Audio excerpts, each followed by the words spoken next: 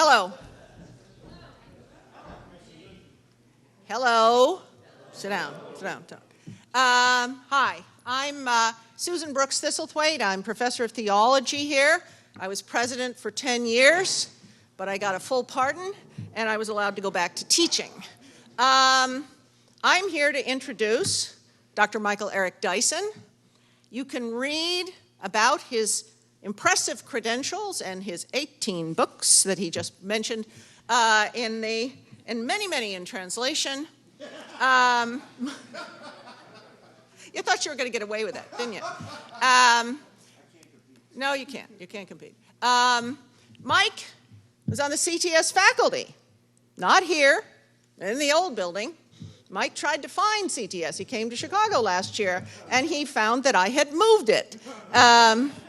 He called me up, saying, "What did you do with CTS?" I said, "Well, I moved it because the tuck pointing was $20 million to fix." So I'm not going to repeat the credentials. I'm going to say this is my colleague, this is my friend. This is a person with whom I taught a seminar on violence, team taught, starting when he joined the faculty in 1989. And to give you a feeling for the Michael Eric Dyson I know, I'm teaching the seminar on violence this spring again, alone, I would like to point out. And it self-selects for people who have been treated violently. And of course, that is a large percentage of our population, given one form of violence or another. And in the class, a woman started to get upset. And we found out subsequently how she had been treated violently. But before I was able to even get there as a teacher, Mike was there with the pastoral skills, with the care, with the concern that her perspective, far from being something she should not bring to class, was something that was essential for us to consider. We have stayed friends all these years. We have made other kinds of trouble together, particularly in working on peace. We retweet one another very frequently. Mike endorsed my Women's Bodies as Battlefields book. I am using his Black Presidency book in the seminar on violence that I am teaching this spring. It is a singular honor to me to introduce my colleague, my friend, Michael Eric Dyson.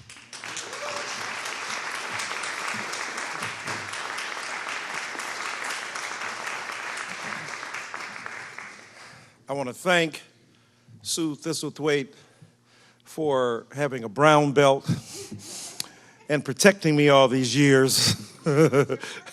That's right. We had to reverse gender roles, and we did it beautifully because she was the bodyguard and the intellectual heavyweight and theological giant in those classes. And I learned so much from her over the years. I would like if somebody can get us 2 chairs for the podium here and another microphone.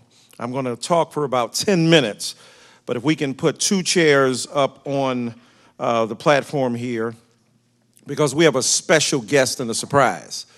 You can't let Michael Jordan come to your basketball game to watch a scrimmage and not invite him to play as the second best player of all time.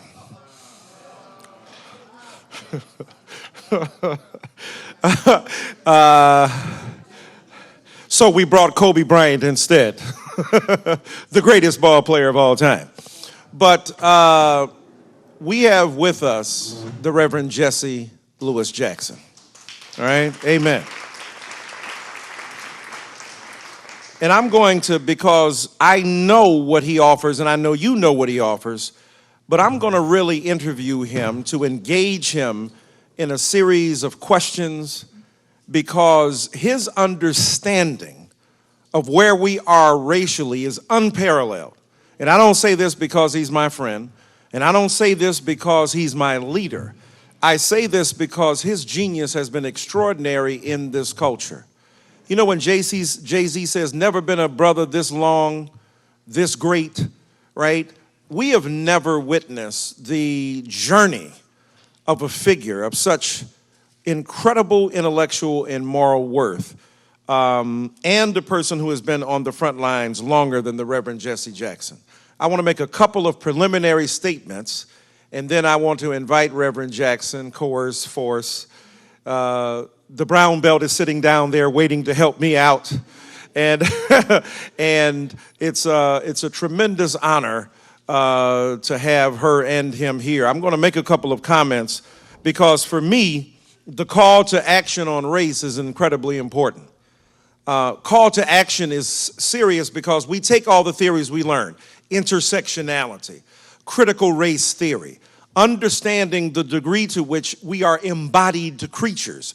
And as a result of being embodied creatures, we have to grapple with the various forms of oppression that assert themselves with intensity and with lethal ferocity in our own lives. And so when we grapple with race, we're not talking about one singular moment of oppression. We're talking about multiple forms of oppression. And the reason I want to bring Reverend Jesse Jackson to the floor here, so to speak, is because when we're talking about what goes on with the police department in Chicago, when we're speaking about what goes on with the court system here in Chicago, when we think nationally what goes on in Cleveland and in Ferguson, when we think about how we are contesting forces of racial oppression in this country, we have to figure out with clear and distinct ideas, to have a Cartesian reference there, clear and distinct ideas about how we overcome some of the racial animus that we see. We would have thought that with a black president in office, there would have been a renaissance and a revival of a certain kind of communal spirit that would force the demons of racism to their own various caves and corners. And yet what has happened instead is the recrudescence, that beautiful word that Susan Thistlethwaite used in our class. I love that word. The revival and the resurgence of a certain kind of racial animus, ironically, perhaps even paradoxically, under the first black president. Where do we go from here? How do we think about race? How do we grapple with the history of racism that is before us? How do we situate white supremacy in a broader framework of forces of oppression? How do we deal with the Black Lives Matter movement and what they bring to bear? And how do we link all of this to a particular concrete action plan to overcome the forces of oppression with which we are confronted? So I want to invite Reverend Jesse Jackson to the platform now. We have a microphone for him as well. Do we have another microphone for Reverend Jackson? Can we get one? Can we get another microphone? Thank you. We need another microphone. Thank you. Bring that on up here. Reverend Jesse Jackson, you all by applause signify your support for this man coming up here.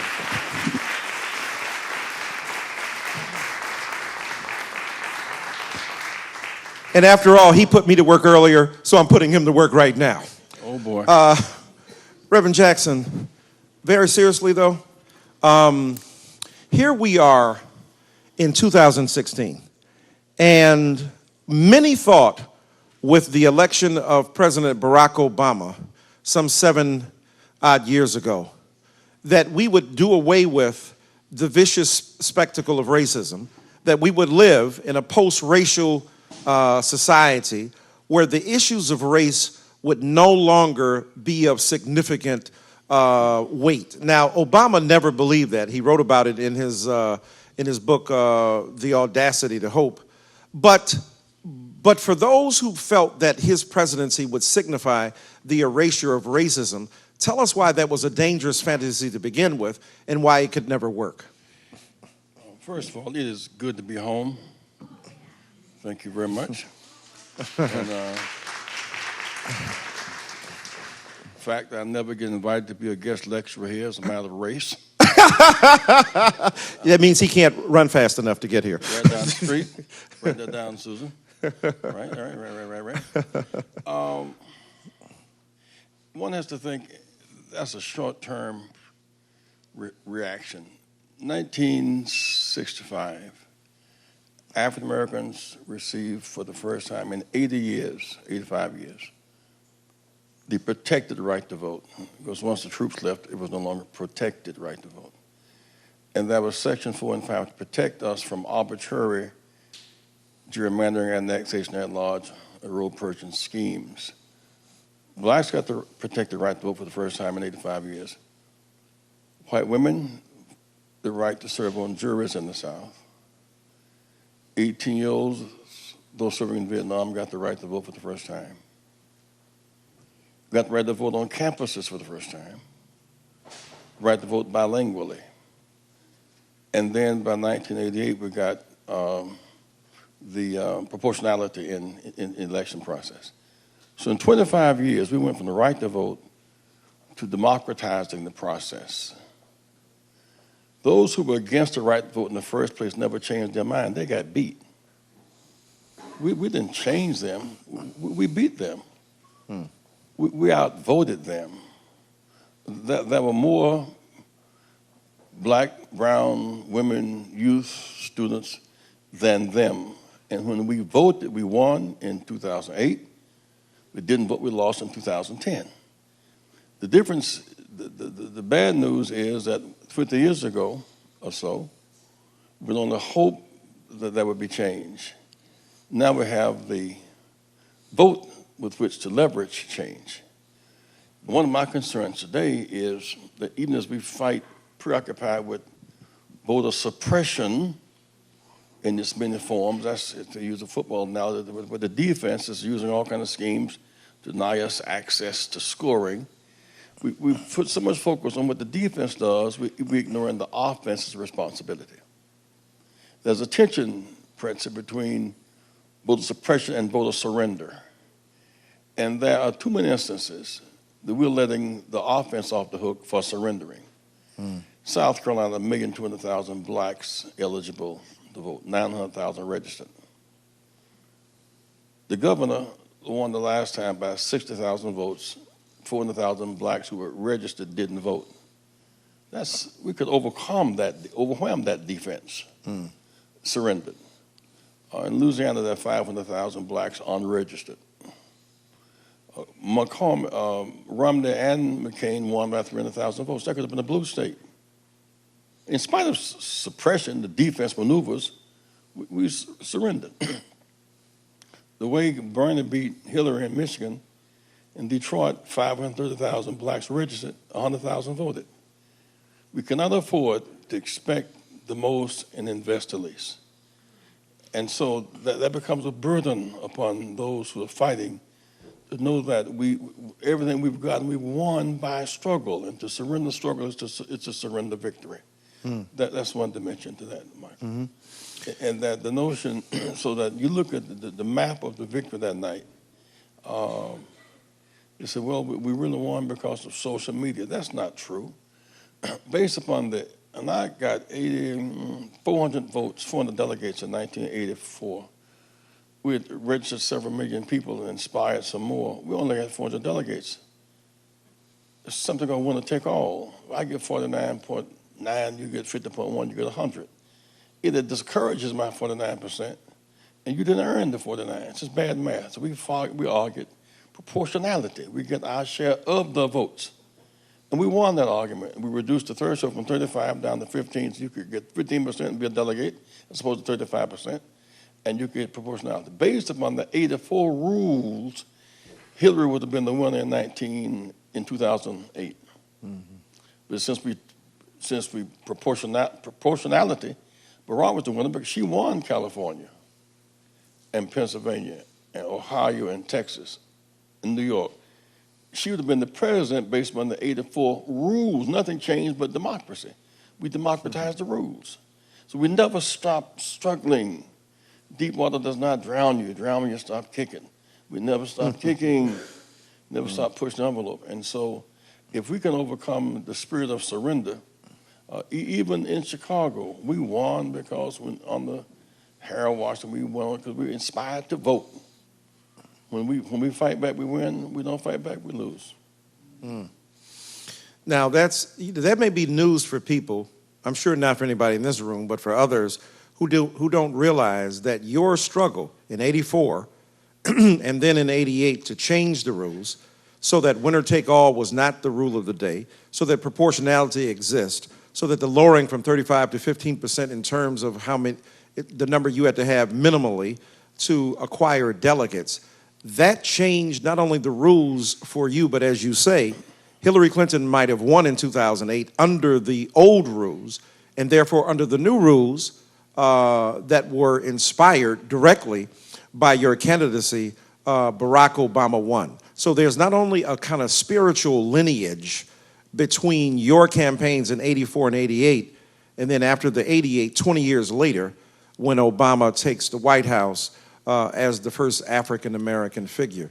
But they attributed the success of the victory to social media. Right, Even with social media, he lost California right. and Texas and Ohio and Pennsylvania and New York. Even with social media, we'd have lost on 84 rules. Right. The reason we're so successful in football, or say basketball this season, Steph Curry season, since we're so successful, whenever the playing field is even and the rules are public and the goals are clear and the referees are fair and the score is transparent, we can win.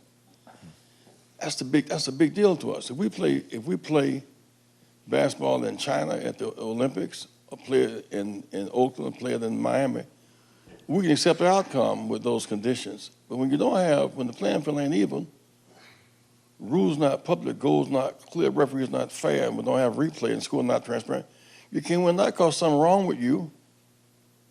Unjust rules, size 10 foot, size 8 shoe. But you're happy or sad, you got the coin coming. Right. It's a structural disorder. Right. And sometimes we confuse structural disorder with things personal. Right. Speak to us then. Let's take up on that point of corns. A size 10 shoe in an 8, a size 10 foot in an 8 shoe. That it's not your individual behavior. It's not your inability to, or your lack of desire to wear a shoe. It's the shoe itself. So that in this conference, of course, speaks to and addresses the persistence of structural forces and factors and behaviors, not individuals alone or even primarily.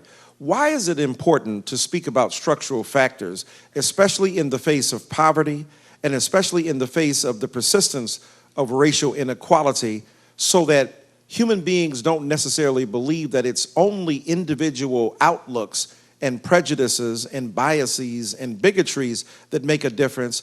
It's not only what they desire individually, it's what the structure of the society dictates in terms of public policy, in terms of police practice, and in terms of what happens in the criminal justice system. Because I feel our prevailing theology rewards righteousness as priority and not justice. It's not private righteousness, but social justice. It's not just a sin within us, it's a sin that we're within. We focus so much on a puritanical competition. We find the win. We don't drink, don't smoke, don't gamble, don't vote, don't fight, don't march. So all them privatized virtues, I mean, it was not the private virtues of prayer and singing in slavery. It was the runaways and the attempts to overthrow and the war. And many of those who fought the war were not righteous at all. They were warriors. Social justice, it's not flesh and blood. It's not private personal stuff. It's powers and principalities. It's the structure. And that's why I think we misread the Jesus factor, that he was really fighting for freedom from corrupt religious order and Roman occupation. Everything, it seems, is within the context of Roman occupation. Born under a death warrant, an act of genocide. Born a Jewish minority. Born under Roman occupation. Born under one of his own ethnic kin, Herod sending out looking for him to kill him. Born running to Egypt to hide as an immigrant and as a refugee. Comes back and adores by teaching the work of the temple, and come back through and see them hustling and busting money in the temple and kick up the tables, because you cannot have a people fight for justice who are corrupted by a church order. He fought against corrupt. How can we get free from Rome The church done sold out. So he kicks off the temples and fights back. And then he challenges Rome's treatment of its priorities. To me, it's all suited and to that extent, the extent to which we go to church and as feel-good sessions, without any commitment to justice. Like, now, Reverend, we know y'all going to do talk a lot of civil rights stuff. Get through so we can worship. Worship. I heard somebody say it is called doing justice, fighting for justice, fighting for change, and loving mercy, and then walking humbly, not arrogantly. All these he didn't get killed for praying or singing. He got killed because he challenged the corrupt political religious order, and the Sanhedrin said he got to go, and challenging Rome. And they said the crowd said he had to go after the government turned on him for a week. I mean, this is a battle about justice. And it occurs to me that none of his disciples came out the temple. All of them are street people. If you're going to fight right now to stop a police march, police killing out in the corner, going to church probably the last place you ought to go. Because they're busy singing and doing things, doing private stuff. Most people who are fighting back are not bound by the limitations of private righteousness over social justice.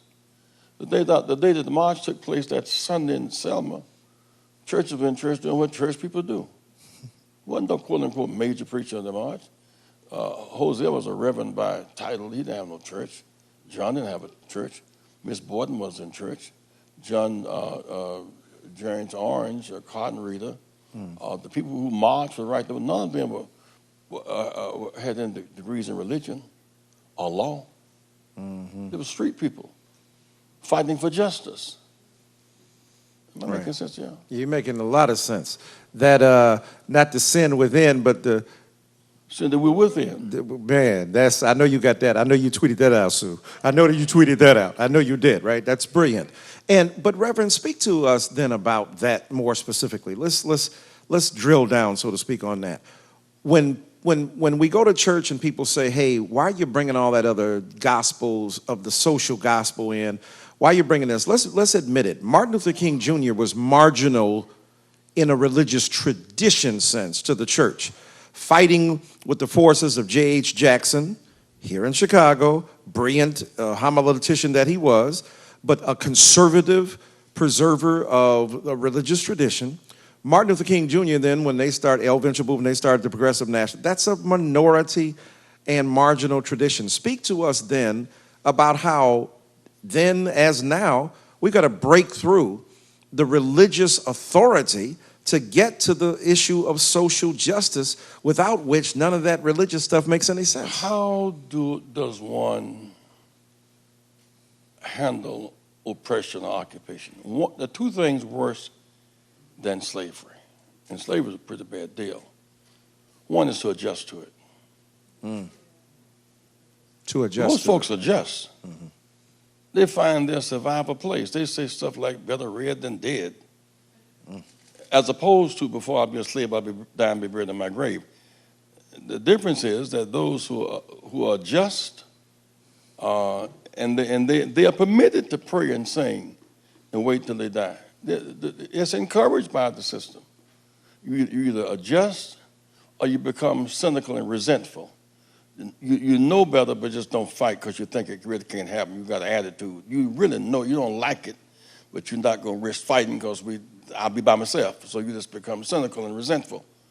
Then there's a minority that resists. There are those who adjust, there are those who resent, and those who resist. And it's that minority that invariably defines everything, those who resist. And one of the things I think that we do on this race question home is that when I was a kid, all of us were Dodger fans, because we were Jackie Robinson fans. Speaking of Jackie Robinson week. And but every year, World Series time, Yankees win that final game 4-3 or something. We knew we could win in 55. And we could win, and because we had Koufax and Drysdale. And that in the 4-game series, they couldn't beat us because they were so good. Koufax, I'm not going to pitch on World Series. What? World Series, there was no NBA at that time. There was no NFL, really. You're not going to pitch the opening game of the World Series, the biggest singular athletic event in the world? No, because it's Yom Kippur Day. It's crossover, Passover. Passover.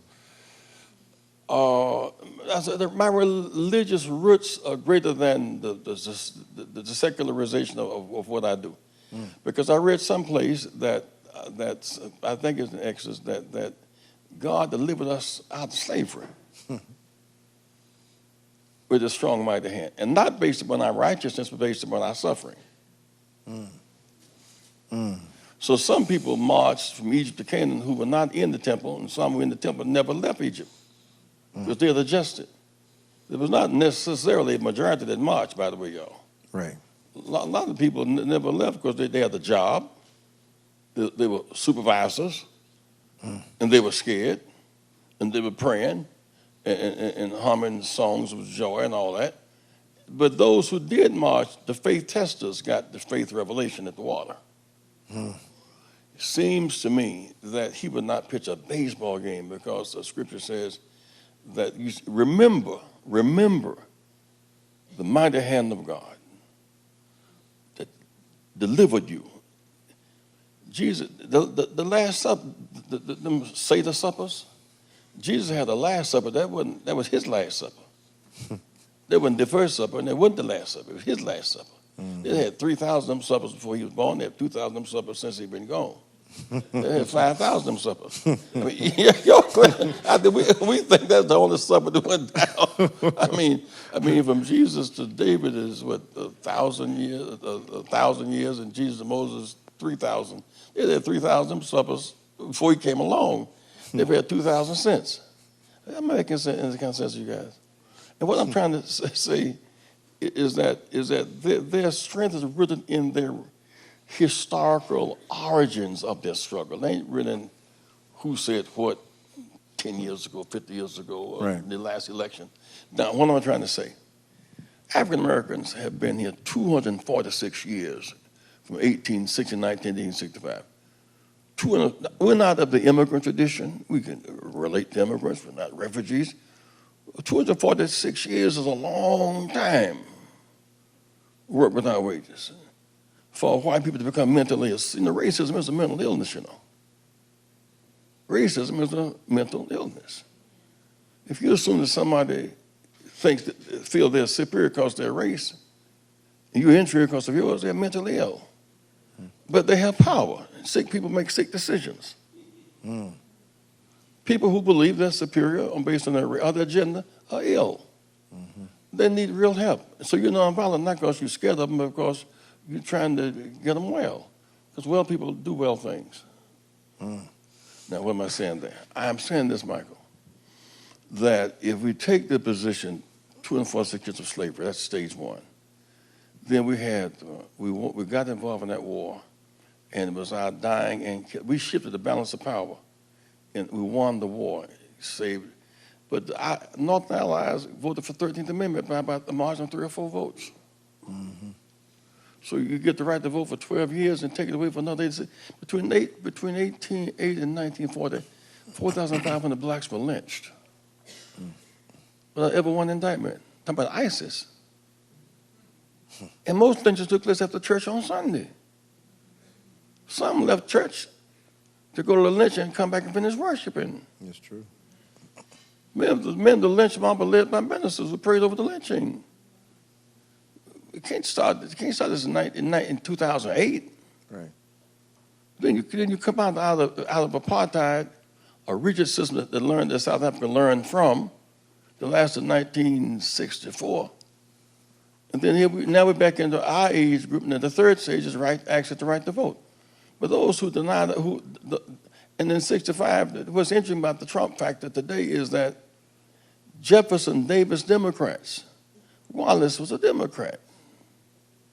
The guys in Mississippi, Bill, but they were Democrats. But they were Jefferson Davis slaveholding Democrats. Versus Lincoln Republicans passed 13th, 14th, 15th Amendment. So Jefferson Davis Democrats became Reagan Goldwater Republicans. The switch took place in 65. And Lincoln Republicans became Kennedy Johnson Democrats. Dr. King's father was a Lincoln Republican. Dr. King grew up in a Republican household. a Lincoln Republican household. Right. So even when on TV they say, we're a part of Lincoln, that's not true. Lincoln would not qualify in this. Lincoln would be a Democrat by today's standards, on independent. Certainly would not be. Y'all get the point? Right. The Jefferson Davis Democrats, slaveholders, segregationists, change parties rather than integrate, rather than share power. The problem is many of the Democrats who won on the strength of our shift have become Republican light. And now the third stage, if you get beyond slavery and you're beyond segregation, right to vote, then the fourth thing, you can be out of slavery, out of Jim Crow, and the right, and stop the devil without access to capital, industry, technology, and deal flow. And so today we are free but unequal. And we're still having freedom dinners. We're free.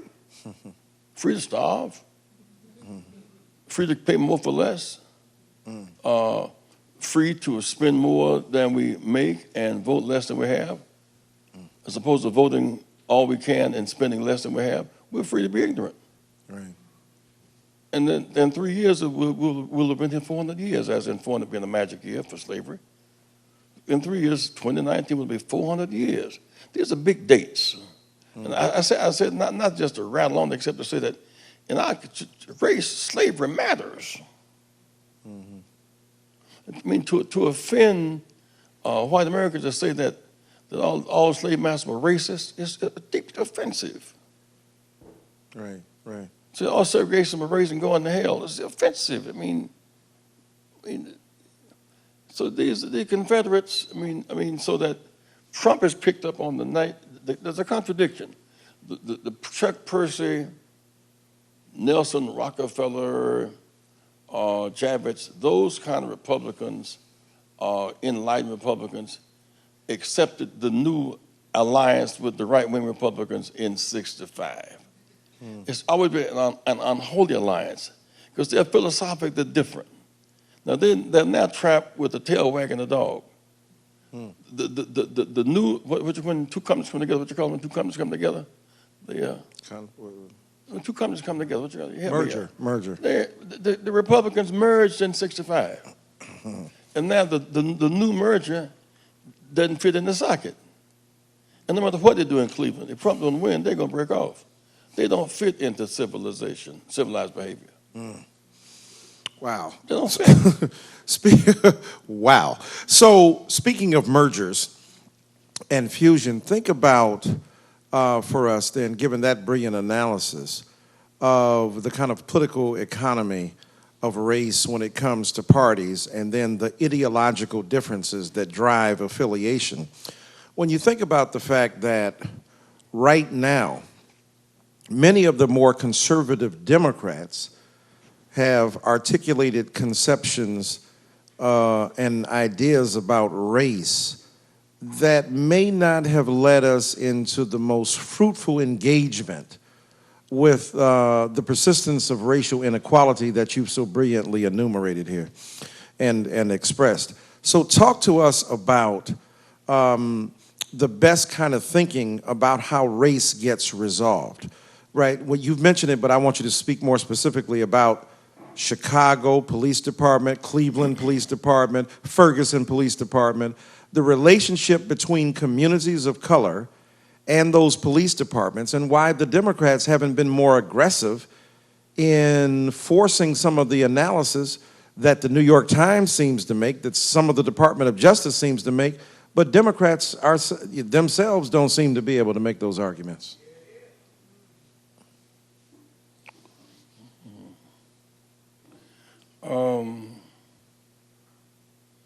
Not only is race a mental illness, they have you making God in your own image, making Michelangelo's painting God, and you worship somebody. I went to Iraq to get the Americans, if I might digress, to get the Americans who were being used as human shields, and most of women and children.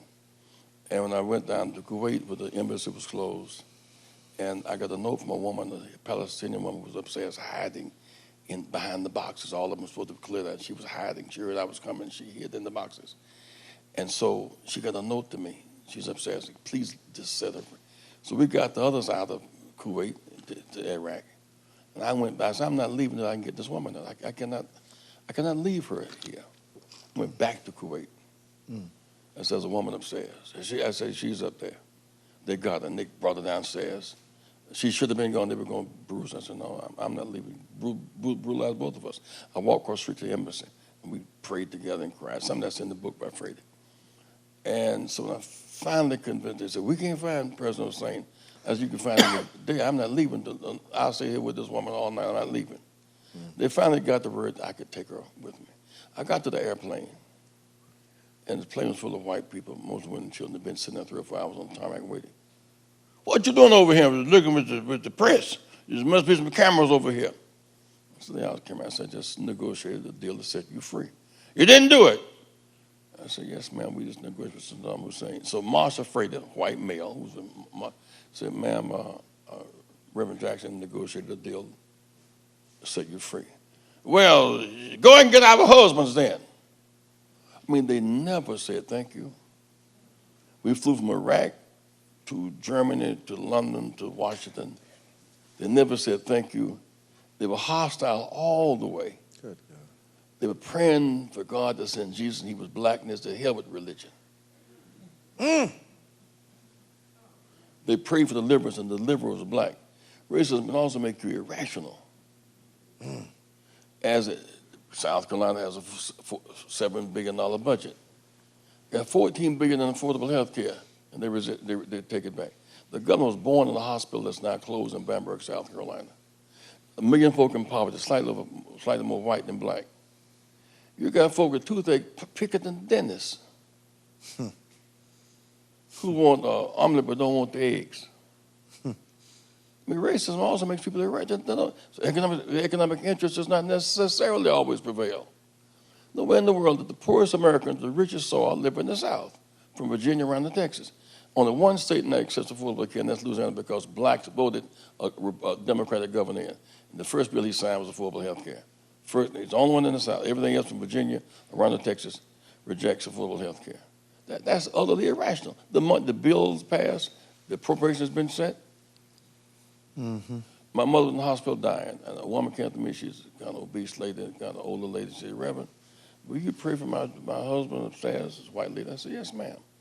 She said, you sure? I said, yes, ma'am. I'll go upstairs. You'll go upstairs? I said, yes, ma'am.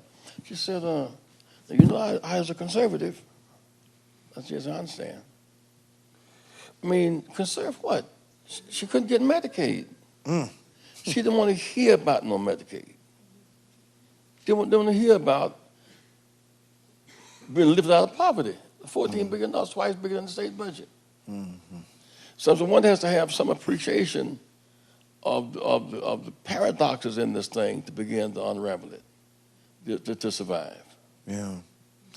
What is that? That's why part of Bernie's thing, when Bernie it has a class analysis without an appreciation of the racial nuances within the context of that. That's right. And so his is vertically very high, but the breadth and depth are not so great. Right. He's saying all the right things, but he has not learned the art of retail politics. When my mother was real sick at home, and Hillary went by the house to see her at the house, I heard about it a couple days later. Her mama died. That picture of her and Hillary was on the side of her bed. When she died, Bill came and spoke at the funeral. That's retail politics. They go to the Caucus Center. You know, go to the NAACP. I mean, he's been to Inglewood twice. President Obama has not been back there once since he's been president. He's been to Inglewood and been to eating over the restaurant on the west side. No, not Edna's anymore. It's MacArthur's. I mean, he has been there. President, you kept saying he came to Chicago. He didn't come for us. He came to speak at the police convention. He didn't come to the community. And congratulating good and bad police. We don't need good or bad occupiers. We need no occupiers. He didn't come to Inglewood or Lundale. Yeah. And sometimes we make things more complicated than they are. If you got 50,000 unemployed people, you need a better police, or do you need 50,000 jobs? Our community needs jobs, scholarships, fair contracts, and trade skill training. There's nothing magic about that. And without jobs, we have unemployment. Without contracts, we don't get our share. Without skill trade training, you can't even build your own house. Without capital, you can't breathe. So now it's all right to say we're going to target the black community for voter registration. Okay, all right. Target for turnout, yeah. We're going to target the black community for investment. That's racism in reverse. What logic is that? You get my point, President? You target we're going to have a voter registration drive. That's good. We're going to voter turnout. That's good. We're going to target the blacks for a return on their investment. That's reverse racism. The people who are liberal think that way. Liberators don't think that way. That's liberal thinking. Liberals are the same, two sides of the same coin. Liberators and liberals are the third rail. The third rail was make the train run, not the second rail. The third rail makes the train run. Wow. Yeah, that's so profound in so many ways. Let's come, speaking of the third rail and what makes it run, why is it that? You know, I've got a new book. You were gracious enough to host me this morning, and I'm talking about President Obama, an extraordinary figure by any measure, but when it comes to the issue of race, he has been hesitant, he has procrastinated, or he's targeted us not for redemptive social and public policy, but upon vulnerable black people. What is, you saw early on at the church in Chicago, Apostolic, it was a talking down to black people, what Ta-Nehisi Coates called School of Black America, Obama. The way it speaks to black people is condescending and has a malicious consequence. What's the reward for doing that? What's the payoff in America for speaking to black people that way? Go to a Democratic convention in Charlotte, North, just send up the big struggle now. A New South. You couldn't have had the Carolina and Rock Hill, South Carolina, none of the Atlanta Falcons with movement success. You couldn't have and the top in America now is in South Carolina. You couldn't have Boeing in South Carolina, Toyota in Mississippi. You couldn't have the big Clemson game. We pull the cotton curtain down. The biggest benefit of the cotton curtain is on the ball players entertaining on the ball, but not as people. One come off, all bets off. Now, the reward is if you can only see us as ball players, you get contract, you can sell goods and services because you're a commodity. And they come to Charlotte and quote Reagan more than Johnson or Dr. King. Because LBJ and Dr. King are not acceptable in the South. LBJ is seen as a betrayer because he put forth public accommodation struggle and the right to vote. They thought when Kennedy got killed, they had a good thing. God intervened using Johnson as a conduit. And only Lincoln stands as tall as Johnson. Only Lincoln is as tall as Johnson. Doing a piece of legislation. He was wise enough to open up the war on poverty in Appalachia. He whitened the face of poverty.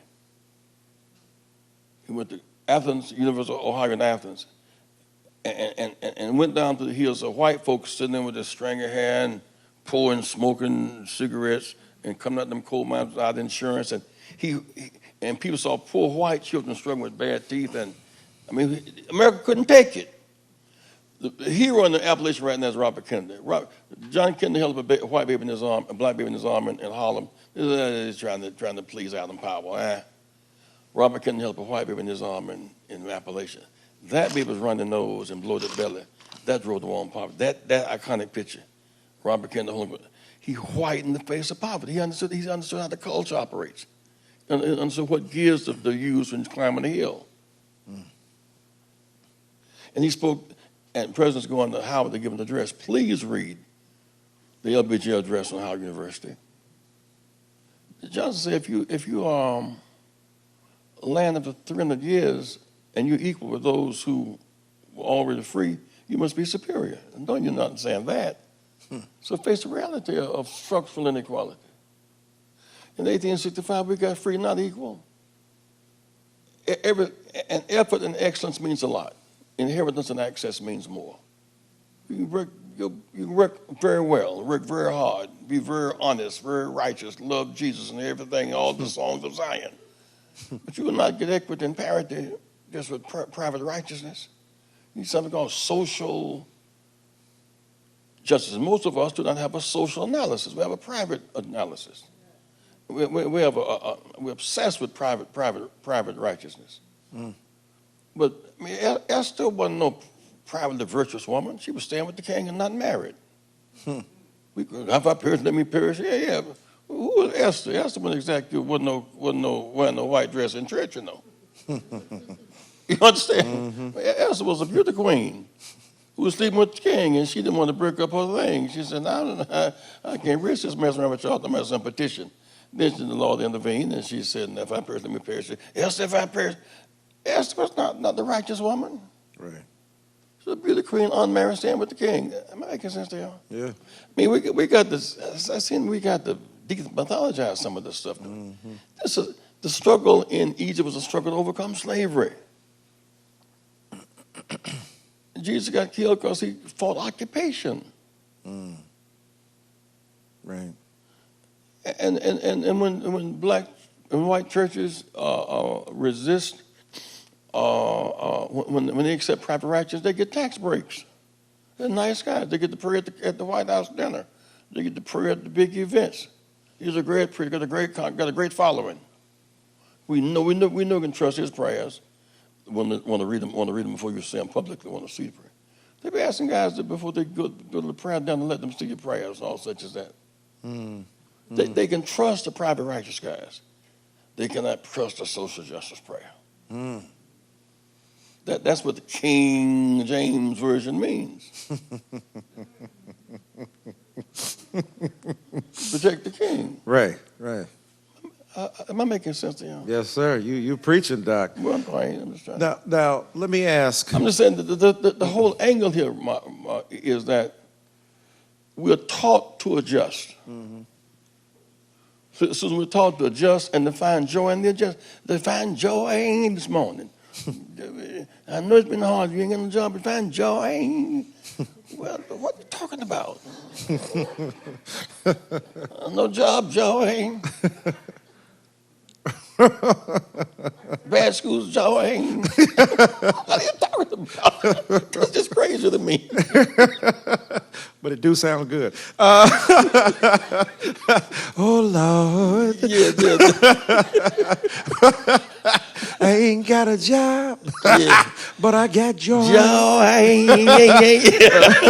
Man, the Hoopers Association is going to come after you. But the C.L. Franklin chair. But C.L. Franklin could hoop that, but march with Dr. King in the street. Speak to us then about the ultimate function of religion is not simply to preserve private righteousness, but to transform public morality.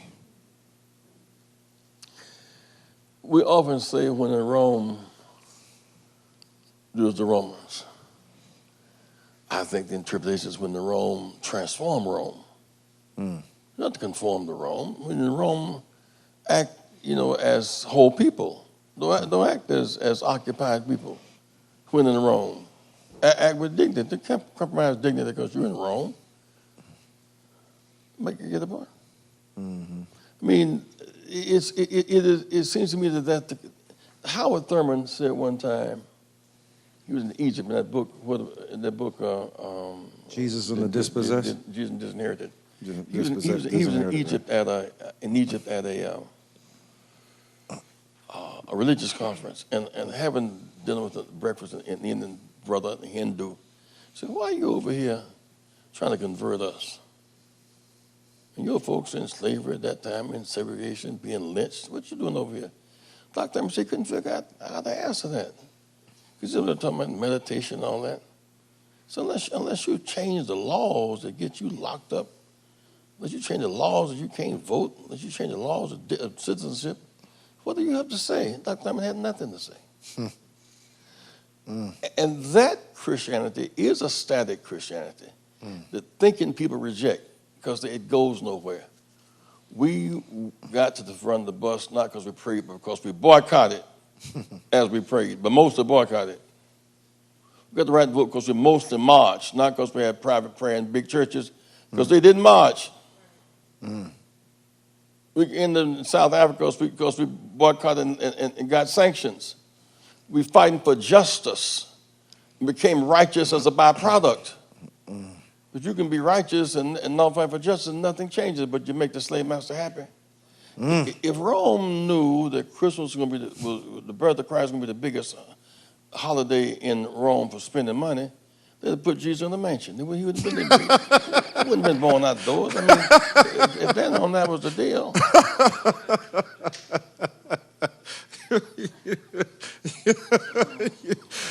Oh, there's nobody like this man right here. So I went to CTS. we got 5 minutes left. So let me say this: ending comments. What do we do in a post-Obama era? Black people, for the most part, have demanded nothing of this president. Black people, for the most part, have been blindly loyal. Gay, lesbians, transgender, bisexual people in the first and second term demanded something of the president and got something. Righteously pressed him as they should have. And I realize certain African American and Latino and other people are part of gay, lesbian, transgender, bisexual, queer. But I'm talking about as a political population. Latinos, La Raza said he was the deporter in chief, but pressed the president and got something, even in terms of an executive order vis-a-vis the Dreamers. The environmentalists pressed Obama in the first term. He was trying to avoid going to Copenhagen and got forced to go there.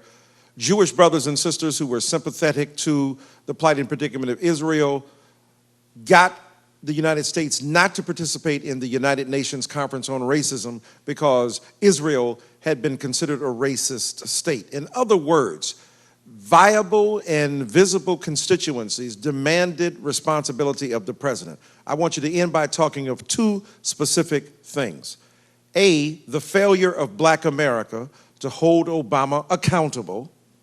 And then B, what do we do in a post-Obama era now that our muscles are flabby in terms of requiring the president to do the right thing? How do we hold the president who will become president in 2016, start in 2017, accountable? Failure of Black people to hold Obama accountable, and then what do we do now in the post-Obama era? I'm just your guest, man. Don't make me do all the work. You the man. First of all, we've chosen pride over policy. We feel good about our situation. We feel good about them. And it comes out of a theory. And that theory is the liberal theory of rising tides lift all boats. That premise is very dangerous because the fact is the boat's been down 246 years, held down by government policy, another 100 years by lynching and Jim Crow policy. Those boats have not risen because the tide rose. The boats are coming into in the New York Harbor. And Sims Harbor said, "I see opportunity, I see a job," and they came with to get off that boat. That's a different boat, a boat full of refugees and immigrants, than the boat that came into Charleston Harbor or New Orleans Harbor in the deck of that ship. We came on different boats in the same boat. We didn't come on the same ships. We're not in the same boat now either. That's why Chicago on the Englewood Road unemployment is around 30%. The north side around 2%. Suburb job warning signs. structural. That's why the 50 public schools closed out in the south and west sides, and 185 schools have no library today. That's why you fund schools based upon the real estate tax base rather than the intrinsic worth of the person. When you close the housing market down and you go from middle class to poor, and guns in, drugs out, guns in, drugs in, jobs out, that creates you compound the structural crisis. So now when you backing up, when you remove Glass-Steagall from the banks, the bankers got freed up, our children got scapegoated and locked up, student loan debt went up, job went out, and despair set in. That's the cycle we got to break. We have to break that cycle. But I guess part of my survival is finding ways to win. And nonviolence to me is not just an episode or a march, it's a kind of way of life, a way of dealing with stuff. You mentioned today, Susan, you may not necessarily be so nonviolent, a pacifist, should I say. I saw a couple of times when Dr. King made it clear that he would fight back, and we were in Jackson, Mississippi one morning, and little Marty was running along, and the horses there, and the guys around there had all the leather shoes and stuff on. And one to touch on Dr. King, the guy hit. I said, don't touch my son. I'm a grown man. Me, I'm a man, not my son. But he didn't lay down and kiss the feet of the damn police. Right. Another, he said he would have joined Bonhoeffer in that group to sought to overthrow Hitler. Because he saw Hitler as the absolute evil in the world at that time. So he would have joined the attempt to overthrow Hitler. So to dismiss him as some kind of marshmallow on a stick is to miss his sense of toughness. It took more courage to lead a boycott in Harlem, and it took more courage to lead the boycott in Montgomery and say love than sit on the corner in New York and cuss. Don't take no strength to cuss in New York with 1,000 Negroes at 360 degrees. You one block from the Confederate capital, that requires courage. Yes. And so I went to Silicon Valley, as I go on this note, and Silicon Valley, Apple, and all that had the top 25 companies had 186 board members, 36 white women, 3 blacks, and 1 Latino on the boards. And we started raising questions about it, and they filed a lawsuit. So they should not share EEO-1 data because it would undermine their competitive edge. They won the lawsuit. We bought shares of stock. I'm a nonviolent tactic now. We bought some stock, went to HP shareholders meeting, said, Ms. Meg Whitman, because there's a time, even if you have one piece of stock, you hit the floor. And my being there representing a certain market share was as big as those who had a bunch of shares. I said, now, 25% of our customers are black and brown, none of them are on our board. And 25%, 30% of them are black and brown, and none of them are in our C-suites. And we only hire about 2%. Remember, Mr. Jackson, can we have a private meeting? I said, let me finish talking, please. I was saying, we don't have any startup investment in them. Well, you're right today, but we're working on that. Can we have a meeting? So we had a meeting. Now HP has 4 blacks on the boards. Because we use nonviolent leverage, learn how to fight. A lot of people don't know how to fight. Right. The chair of Microsoft's board now is an African American, John Thompson, who was Florida A&M graduate. Now in the C-suite at Apple is Lisa Jackson, who built the Rainbow Push Convention. I might add June 25 to 29, commercial.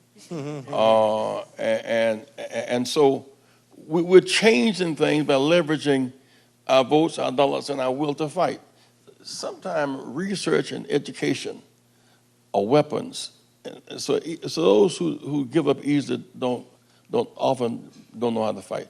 I would think that for the next president, that the agenda is in America's interest.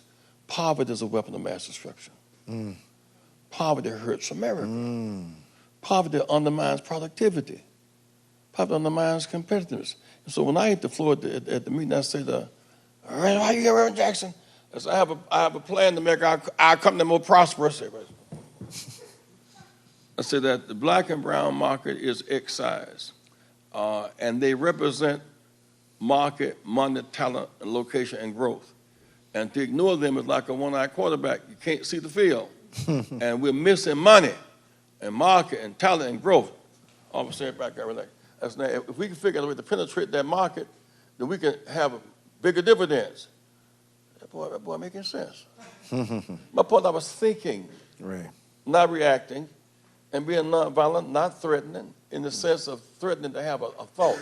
Because many of them would go for the market, except they have cultural racism, being blind and mentally ill.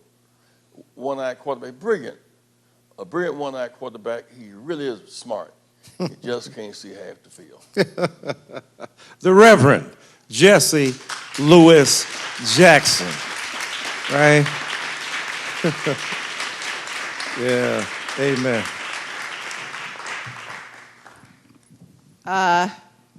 Wow. Mike, Off the top of his head. thank you. Off the top of his head. Reverend, you're a credit to your MDiv. We accepted Rainbow Push as your field education project, as I recall. So I'd like to invite Scott Holdeman to come up and give the benediction, and then those of you who are going to the installation of John Dorhauer need to hop downstairs and get on the bus.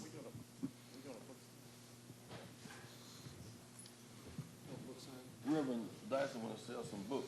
Oh. I know a bunch of people are going to the installation, but Those of you who want to get Mike's books, go to the... Are we doing a book sign? so not only do they put me up here after this conversation with these two shining lights, but I'm supposed to make you sing and pray, which was obliterated as far as I can tell. That's a good thing to do. But I welcome Dr. Joanne Terrell and Dr. Christoph Ringer as my colleagues and friends. This will be very short and simple. A little chorus. The words are very easy. We who believe in freedom will not rest. We who believe in freedom cannot rest until it comes. A couple of readings, and we'll go down to the buses.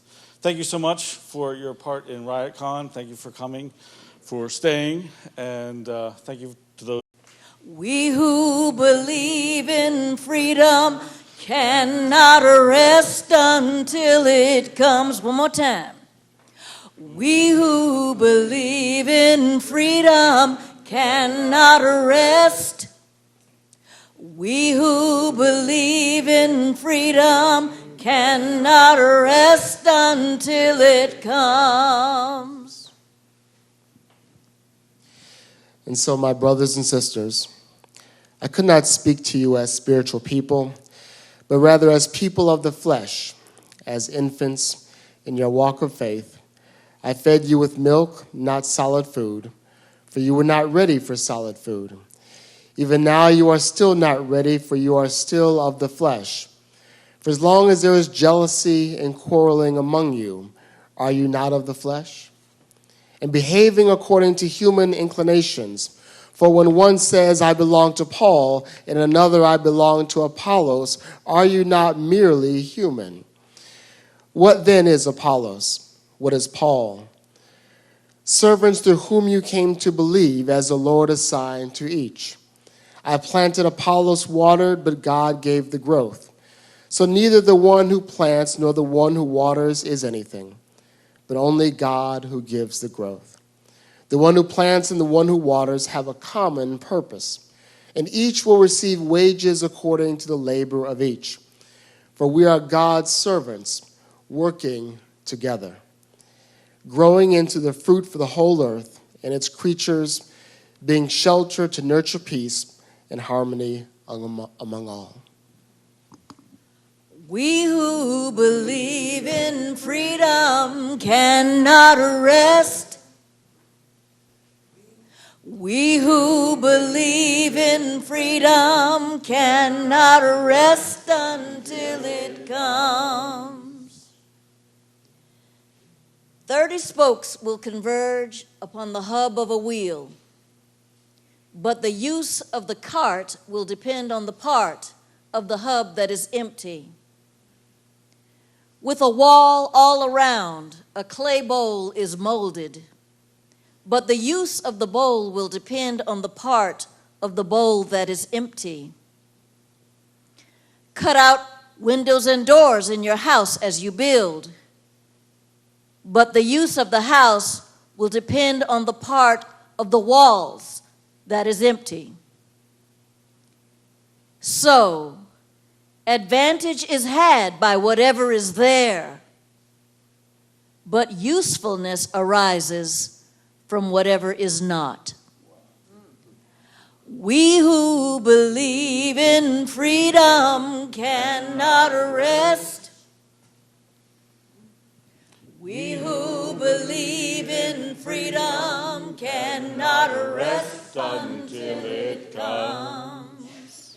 Friends, grace and peace, as we close these 2 days of fellowship in food and art and analysis, receive a charge and a blessing. We have mapped a movement, many movements, a map with many paths, contours, topographies, geographies. But we know that map is not territory. We can perfect our maps, create our strategic plans, articulate our visions, but the world will remain the same. We must go out. We must push forward. We must walk the walk.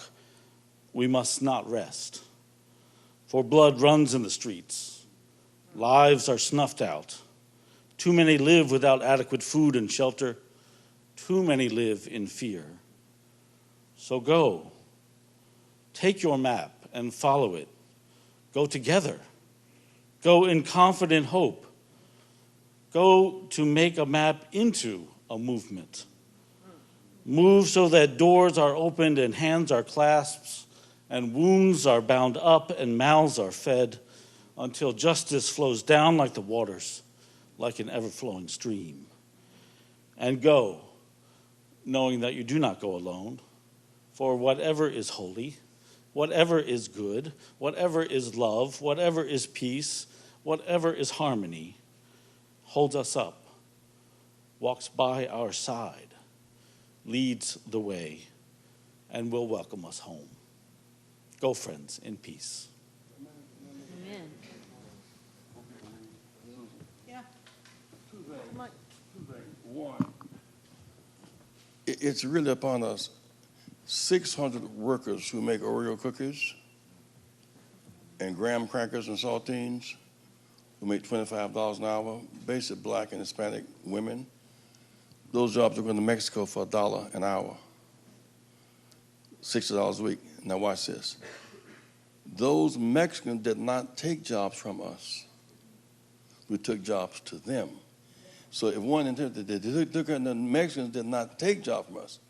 And the CEO got a $29 million bonus. So Trump would look at that and say, that is Mexico taking your jobs. If you go for that, Brenda would like to say, but it was agreed, not, you follow me? The second is, next Saturday, we send 100 kids off to college today, right? Mm-hmm. On the bus to across the South. And we receive them next Saturday morning at Push at 50th and Drexel. We'll meet you every Saturday morning, which is a CTS field project, by the way. Rainbow Push is a field project that's unended. But our convention is June 25 through June 25 to 29. Please consider coming to the Rainbow Push Convention in June and be a part of that. Please, please do so. Thank you, Susan. Thanks. And Reverend Jackson's book, Reverend Jackson's book. Reverend Jackson. Michael Eric Dyson's books are available for purchase and signing right outside this room.